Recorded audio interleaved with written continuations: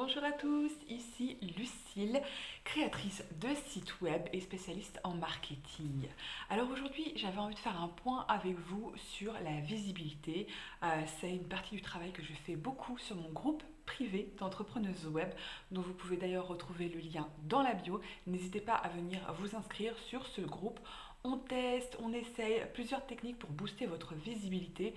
L'objectif, c'est pas de suivre ma technique, mais de trouver la vôtre, votre visibilité, votre manière de vous rendre visible, de la manière dont vous vous sentez le plus à l'aise et le plus serein.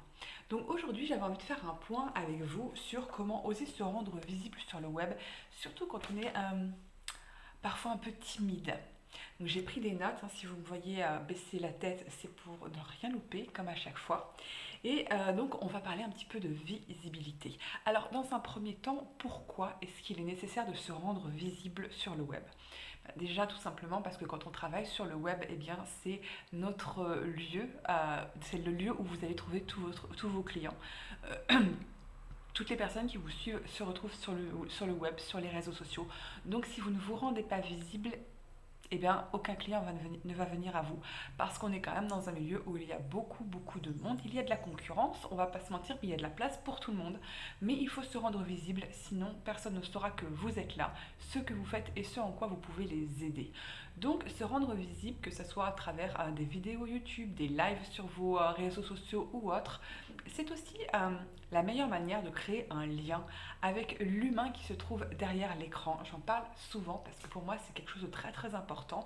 On a tendance à beaucoup miser sur le virtuel, mais derrière chaque écran se trouve une personne et c'est à cette personne-là qu'il faut parler. L'objectif, c'est pas de parler au robot Google ou au robot Facebook, mais vraiment de parler à la personne qui se trouve derrière, d'aller la toucher en plein cœur, de parler d'humain à humain à travers des émotions, un marketing émotionnel, un marketing sensoriel. C'est à mon sens ce qui fait toute la différence et ce qui manque parfois cruellement sur le web.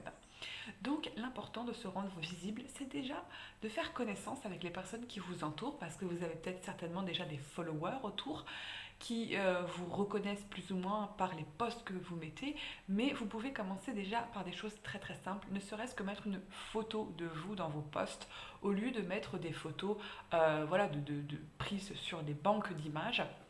Mettez une photo de vous au naturel. Vous n'êtes pas obligé de mettre un filtre Instagram qui vous pimpe. Vous pouvez aussi faire les choses de manière très naturelle parce qu'en fait, il a été prouvé d'après plusieurs statistiques que en fait, plus une image est retravaillée, moins la personne est prise au sérieux. En fait, aujourd'hui, les personnes sont beaucoup plus informées que nous l'étions au tout début d'Internet. Donc on sent aussi quand on a affaire à quelqu'un de vrai ou à quelqu'un qui se cache euh, derrière peut-être un profil qui n'est pas vraiment le sien. Vous savez, vous avez certainement entendu parler de certains coachs qui achètent des millions de followers sur Instagram et on se rend compte après quelques études qu'en fin de compte tout ça c'est du vent.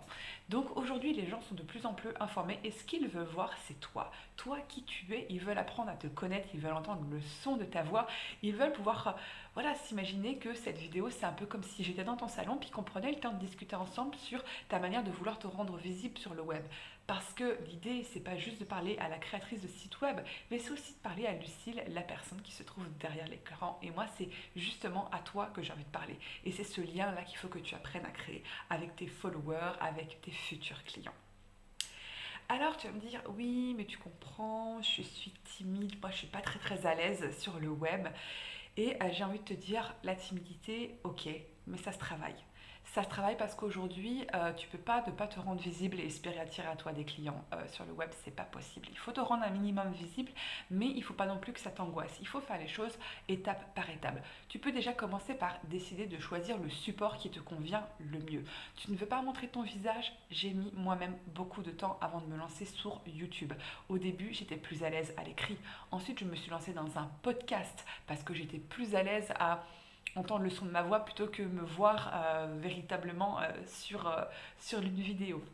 Mais encore, une chose, c'est qu'il faut que tu apprivoises tout ça. Tu vois, moi, la première fois, et d'ailleurs ça le fait pour tout le monde, la première fois que tu entends ta voix sur un audio de podcast, tu te dis, oh là là, c'est tellement bizarre de ce que moi j'ai l'habitude d'entendre comme résonance de ma propre voix. Et c'est aussi la même chose quand tu fais une vidéo YouTube où tu te dis, oh là là, mais qu'est-ce que j'ai des cernes, j'ai le menton qui me fait comme ça. Voilà, et tu trouveras forcément des défauts, mais il faut te dire une chose, c'est que les gens qui viennent t'écouter, exposer ton savoir-faire, ton don, ton expertise, ils en ont rien à foutre de ton physique parce que finalement, ils sont pas là pour ça, ils sont là pour comprendre, entendre et surtout apprécier ce que tu peux leur proposer pour leur venir en aide. Alors garde ça vraiment dans un coin de ta tête. Tu veux te rassurer et si vraiment ça peut t'aider, rassure-toi en faisant un truc très très simple. Tu vas sur la chaîne YouTube d'une personne que tu suis et que tu admires, un coach, un thérapeute, une youtubeuse, peu importe. Et tu vas regarder ses toutes premières vidéos. Et tu vas voir que le montage et l'éclairage sera peut-être bien plus pourri que ça ne l'est aujourd'hui. Et ça va te faire relativiser. Tu vas te dire, effectivement, tout le monde commence un jour, tout le monde débute. Je veux dire, voilà, on avait des roulettes avant de savoir faire du vélo, et ben là c'est la même chose. Tu vas bafouiller, tu vas te tromper, mais c'est pas grave parce que c'est aussi ce qui représente l'humain, la personne que tu es. Et c'est ce que les gens ont envie de voir sur le web aujourd'hui. Ils veulent voir de l'authentique. Et moi je suis sûre que tu es une entrepreneuse qui veut mettre en lumière ton authenticité. Alors ose. Alors, une fois que tu as trouvé le support qui te correspond, moi, ce que je vais te proposer, c'est de commencer à te challenger. Parce que je sais, tu vas te dire, ouais, il faut que je booste ma visibilité, mais j'ai la trouille, quoi. Alors, au lieu de laisser la trouille prendre toute sa place, commence à te fixer des challenges et des objectifs. Commence petit, tu vois. Par exemple, moi, j'ai commencé en faisant une vidéo de présentation. Toute bête, une vidéo de 2 minutes, pas plus. Et j'ai commencé, je l'ai fait une première fois, j'ai rigolé, j'ai dit oh mon Dieu, non, jamais je la publierai. J'en ai refait une deuxième, une troisième, une quatrième. Entre-temps, j'avais changé l'éclairage, j'avais retravaillé des petites choses comme ça.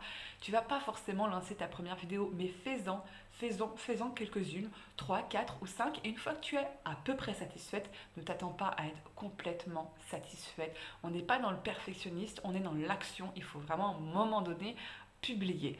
Alors voilà, moi j'ai envie de te dire que ton premier défi, si tu souhaites te lancer sur le web mais que tu as peur de te rendre visible, c'est dans un premier temps, entraîne-toi à faire une vidéo de présentation que tu pourras ensuite installer sur ton site web.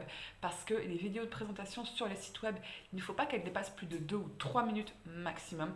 Et c'est un super élément de confiance, parce que ce sont des éléments importants à mettre sur ton site web, qui va permettre à des personnes qui ne te connaissent pas trop, qui arrivent des réseaux sociaux, d'en savoir un peu plus sur ton expertise et ce que tu peux faire pour les aider à avancer dans leur vie. Alors voilà le premier challenge que tu peux faire. Ensuite, peut-être que tu évolueras et tu te diras, voilà, maintenant que j'ai fait une petite vidéo de 2 minutes, eh bien le mois prochain, je me fixe de faire une belle grosse vidéo de, je sais pas moi, 10 minutes, un quart d'heure sur lequel je vais traiter d'un sujet en particulier vraiment en rapport avec ma thématique et le retravailler. Tu l'écris, t'écris déjà tout ton texte, ensuite tu le filmes, tu te prépares un joli éclairage, tu fais les choses comme tu as envie de le faire et tu le fais avec plaisir. Fais-le avec plaisir parce que je peux te garantir que ça se voit. Tu vois, moi je fais cette vidéo avec plaisir et ça se voit, ça se ressent. Si tu fais une vidéo où voilà, bof, ben ça va se ressentir aussi. Alors prends toujours du plaisir dans ce que tu fais. On commence par une petite vidéo de présentation, ensuite peut-être une vidéo sur un point important de ton expertise et la prochaine étape, un live sur tes réseaux sociaux. Chaque chose en son temps. Ici, je te donne plusieurs éléments à aller crescendo, mais en attendant, c'est toi qui décides. Challenge-toi à ton niveau, que ce soit en travaillant sur un support vidéo, un support audio ou un support écrit. Teste, challenge-toi. Parce que c'est en prenant quelques petits risques mesurés que on apprend vraiment à se booster, à donner confiance en nous et avoir envie de dépasser ses limites. Et c'est ce que je te souhaite. En attendant, je te fais des gros bisous. Je t'invite à nous rejoindre sur le groupe des entrepreneuses web que tu retrouveras dans la barre d'infos. Et je te dis à très bientôt.